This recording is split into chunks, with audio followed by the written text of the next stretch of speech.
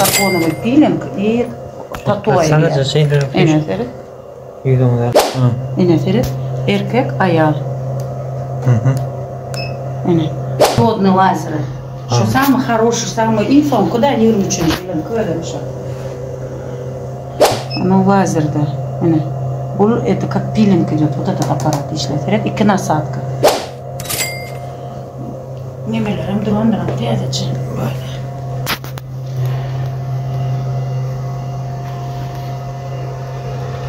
Sen самое главное насадкалар нашел, düşünen adam насадкасын soruyordu. И вот смотри, и Эйнштейн сними, 8-10 немесе, диодный лазер.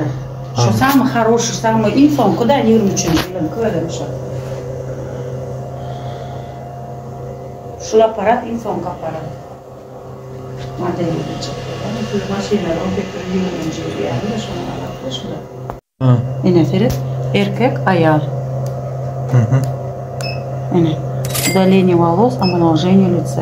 Мужчина. 100 voltluk el, bikini и галан, аяк шолор где. Оно лазерда. Это как пилинг идет, вот этот аппарат işletilir. İki насадка. Насадкам штайна ферет, что олды, да, что ине штайна. Ине штайда не медлее. Бұл лазерная эпиляция диагональная, а вот это что этот карбоновый пилинг и татуировка.